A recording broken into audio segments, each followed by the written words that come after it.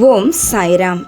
எனதருமை பிள்ளையே, உன் கர்ம வினையால் காலத்தின் பிடியில் மாட்டிக்கொண்டு சில பொய்யான மனிதர்கள் உன் வாழ்வில் செய்த நம்பிக்கை துரோகத்தாலும் நேற்று வரை துவண்டு போயிருந்த நீ இன்று முதல் உன் மனதில் ஒரு புது உற்சாகம் பிறந்ததல்லவா? இதனை நீ கவனித்தாயா? இது எதனால், யாரால் இந்த மாற்றம் ஏற்பட்டது என்று யோசித்தாயா? நீ சொல்வது சரிதான். என்னை தவிர வேறு யாராக இருக்க முடியும் உனது விஷயத்தில்? உனக்கு தினமும் நான் தந்து கொண்டிருக்கும் ஆசீர்வாதங்களை நீயும் தவறாமல் பெற்றுக்கொண்டு வருவதால் நீ என் மீது வைத்திருக்கும் நம்பிக்கையும் மிக அதிகரித்துள்ளதல்லவா? சரிதானே நான் சொல்வது? இருந்தாலும் ஏனோ அடிக்கடி உன் மனம் குழப்பமடைவதும் அதனால் நீ என்னை சில சமயம் திட்டுவதும் இயல்பாகி போய் உள்ளது இன்றைய காலகட்டத்தில். இது தொடர்ந்து கொண்டுதான் இருக்கின்றது. நானும் அதை பார்த்து கொண்டுதான் இருக்கின்றேன். நீ என்னதான் செய்கின்றாய் என்று என் மீது மாறாத நம்பிக்கையுடன் பார்த்து கொண்டே இரு. நீ படும் அத்தனை துன்பங்களிலிருந்தும் உன்னை அழகாக வெளிக்கொண்டு வந்து விடுவேன். அதுவும் இன்னும் சில மாதங்களில். உன்னை யாரிடமும் கையேந்த விட மாட்டேன் அம்மா. நீ உன் தன்மானத்தை என்றுமே இழக்கக்கூடாது. அதுதான் எனது விருப்பமும் கூட. பிறர் மத்தியில் உன்னை கௌரவத்தோடு தலை நிமிர்ந்து வாழ வைப்பேன். இந்த போலி மனிதர்கள் கொடுக்கும் கௌரவத்திற்கு என்றுமே ஆசைப்படாதே. அது உன்னை சில நாட்களிலேயே அவமானப்பட செய்துவிடும். ஆனால் உன் தன்மானத்தை மட்டும் என்றுமே யாருக்கும் மத்தியில் அது யாராக இருந்தாலும் நீ இழக்கக்கூடாது.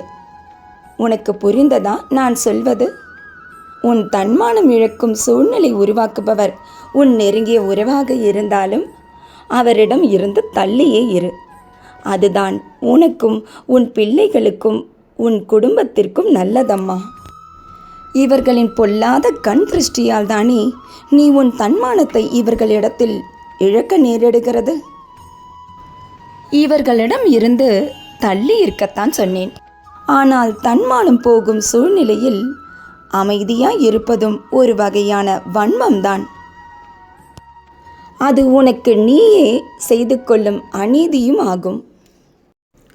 உன்னை வேண்டுமென்றே அவமானப்படுத்த வேண்டும் என்று துரத்தி கொண்டிருக்கின்றது பார் ஒரு கூட்டம். அந்த கூட்டத்தில் மட்டும் உன் வீட்டில் நடக்கும் நிகழ்வுகள் எதுவும் சொல்லாதே. எதுவாக இருந்தாலும், நல்லதாக இருந்தாலும் சரி, கெடுதலாக இருந்தாலும் சரி, நல்லதாக இருந்தாலும் பொறாமை கூடும், கெடுதலாக இருந்தாலும் கை கொட்டி சிரிப்பார்கள் பின்னாலிருந்து. இதற்கு நீ மௌனமாக இருக்க பழகிக்கொள்ளலாம் இது போன்ற சூழ்நிலைகளில். ஏனென்றால் இதில் நீ எதை செய்தாலும் பாதிப்பு உனக்கு மட்டும்தானே. மேலும் இவர்களிடத்தில் அதிகமாகவும் நீ பேசக்கூடாது. ஆமாம், சரி, இல்லை என்று ஓரிரு வார்த்தைகளில் பேசினாலே போதும். ஏனெனில் நீ பேச பேச உன் பலம், உன் பலவீனம் என்னவென்று அவர்கள் புரிந்து கொள்வார்கள். அதை கொண்டு உன்னை தாக்கவும் செய்வார்கள். இது உனக்கு தேவைதானா? ஆனால் ஒன்று மட்டும் நீ புரிந்து கொள்ள வேண்டும். இவர்களை பற்றி, உன்னை பற்றி மட்டும் சொல் சொல் என்று கேட்டுக்கொண்டே இருப்பார்களாம்.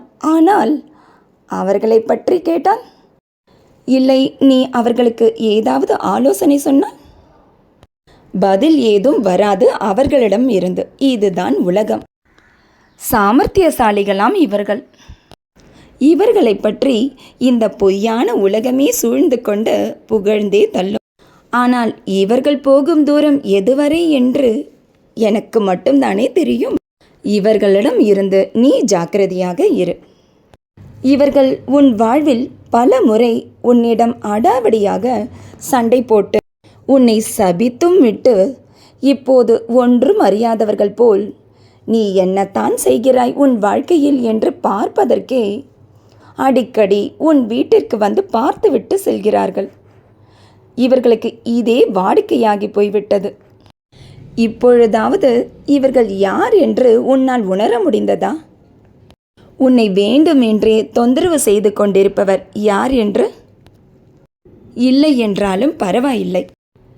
இப்படிப்பட்ட மனிதரோ நெருங்கிய உறவோ யாராக இருந்தாலும் உனக்கு நான் இன்று இரவுக்குள் உன் கனவில் அடையாளம் காட்டுவேன். பிழைத்துக்கொள். இப்பொழுதுதான் இவர்களின் சுயரூபம் ஓரளவுக்கு உனக்கு புரிந்தது. என் வருகைக்கு முன் நீ இவர்களிடம் நன்றாக பேசியதும் பழகியதும் உண்டு. அவர்கள் உன்னை அவமானப்படுத்தும் பொழுது நீயும் வேறு கண்டும் காணாமலும் இருந்தது. அது அவர்களுக்கு தேநீர் ருசிப்பது போல் இருந்தது. இப்பொழுது யாரை அவமானப்படுத்துவது என்று தெரியவில்லை அவர்களுக்கு. நீ வேறு அவர்களிடம் பேசுவதும் இல்லை. நான் சொல்வது சரிதானே? என் வருகைக்கு பின் இவர்களை பற்றி நீ புரிந்து கொண்டாய் என்று. நீ பேசுவதும் இல்லை, அவர்களால் இது தாங்கவும் முடியவில்லை. இப்படிப்பட்ட நபர் ஒருவர் உன் குடும்பத்தில் இருக்கிறார். இனிதாக உன் வேலையை தொடர்ந்து செய்து வெற்றியை பெற வேண்டிய காலம் இன்றிலிருந்து இந்த தமிழ் புத்தாண்டிலிருந்து உனக்கு துவங்குகின்றது.